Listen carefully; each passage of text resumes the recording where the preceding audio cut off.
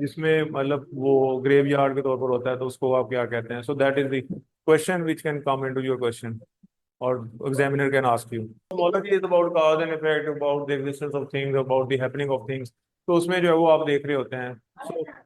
ये कहा जाएगा। फिर उसके बाद आइसोट्रॉपी है, तो universe looks the same in all directions. तो उसमें जो है वो क्या होता है कि जी एक वो उसके अंदर वो एक पाया जाता है कि यूनिवर्स को आप किसी भी एंगल से डिस्कस कर रहे होते हैं तो इट लुक्स सेम। तो उसमें जो है वो कोई ऐसा जो आपको कोई जो है वो तब्दीली नजर नहीं आ रही होती है।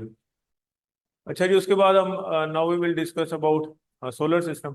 अब सोलर सिस्टम की अगर हम बात करते हैं तो वो उसके कुछ करेक्टरिस्टिक्स भी हैं और कुछ चीज़ें जो है वो जो मेन चीज़ें हैं we will discuss about solar system separately. तो हमें पता लग जाएगा कि जी सोलर सिस्टम क्या है, कैसे जो है वो उसमें कौन कौन से प्लैनेट्स आ जाते हैं, या कौन सी बेसिक इंफॉर्मेशन है which you should know about solar system. तो अभी क्या होता है कि जी फॉर्मेशन, सबसे पहले अगर हम बात करें जी सोलर सिस्टम की, तो उसकी फॉर्मेशन आ जाती है।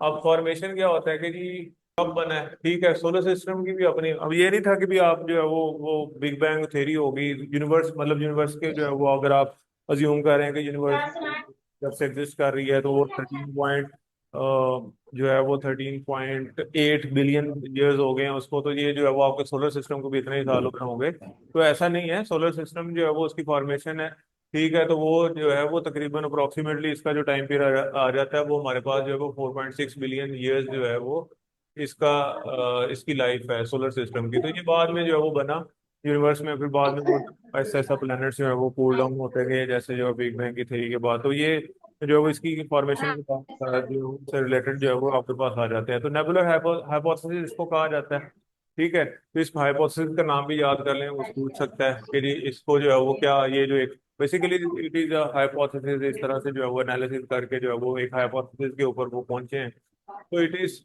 Nebular hypothesis. क्या है कि जी वो 4.6 billion from rotating disc of gas and dust known as the solar nebula.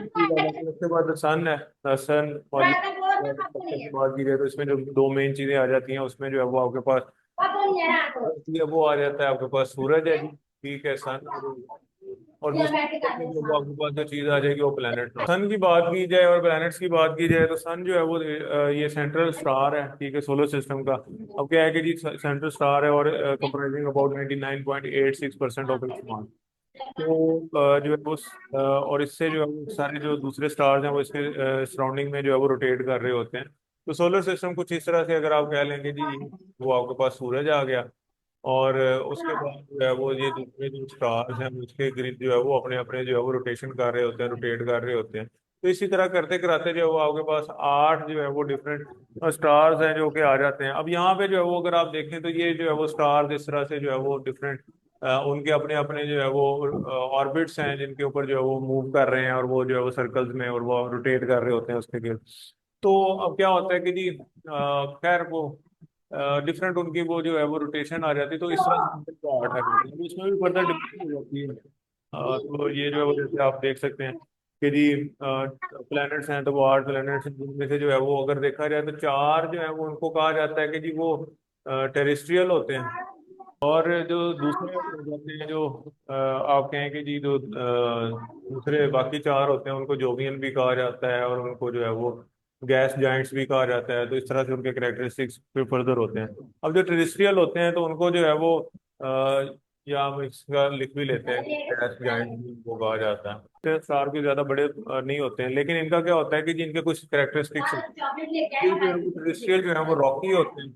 इनका क्रस्ट भी रॉकी होगा। ये रॉकी जो है वो मतलब रॉक से बने हुए पत्थर जो है वो ज्यादा पथरीले और इस तरह से जो है वो इनका क्रस्ट रहता है। तो ये जो है इसके अंदर आ जाते हैं। अब इसमें जो जो स्टार्स आ जाते हैं उसमें मरकरी, विनस, अर्थ जो है वो ये स्टार्स आ रहे होते हैं। फिर उसके बाद जो है वो अगर बात करें तो हम हमारे पास आ जाएंगे जो बाकी के चार आ जाते हैं वो जोवियन जिनको कहा जाता है। तो उसमें जो है वो जुपिटर एंड सैटर्न आ जाता है। अच्छा खैर वो एक और डिवीजन भी आ जाती है समटाइम, उसको आइस जायंट्स और गैस गैस जायंट्स को जो है वो अलग कर दिया जाता है। लेकिन जो है वो आमतौर पर चार को जो है वो इसमें जो है वो टेरेस्ट्रियल में रखा जाता है और चार को जो है वो उसमें जो है वो हम डिस्कस कर रहे होते हैं जब जो है वो जोवियन के अंदर हम डिस्कस कर रहे होते हैं। तो आपके गैस जायंट्स कह लें और उसके बाद आइस जायंट्स कह लें। तो इस तरह से तो ये जो गैस जायंट्स होते हैं और या आइस जायंट्स होते हैं ये जो है वो बेसिकली क्या होता है कि ये इनके क्रस्ट जो होते हैं ना रॉकी नहीं होते, इनकी सरफेस भी इतनी रॉकी नहीं होती है। क्या होता है कि जी ये जो है वो बिल्कुल ही सिंपल होते हैं, बिल्कुल ही जो है वो मतलब गैसेस से बने हुए होते हैं। इनका जो है वो बिल्कुल वो आप कह लेंगे उसकी मजमुआ होता है, और गैसेस जो है वो इनको जो है वो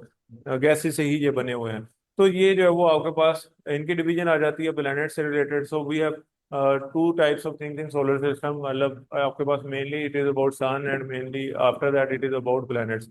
सो दिस इज द डिवीजन। ठीक है, तो दो हमारे पास ये डिवीजन आ जाएंगे। फिर उसके बाद ड्वार्फ प्लैनेट है। ड्वार्फ प्लैनेट में बेसिकली डिफरेंट दूसरे प्लैनेट्स होते हैं। ऐसे प्लैनेट्स को कहा जाता है, मतलब वो साइज में छोटे होते हैं। और जैसे प्लूटो था, तो वो भी प्लूटो को रेडिकेट कर दिया गया, now it is not part of the solar system.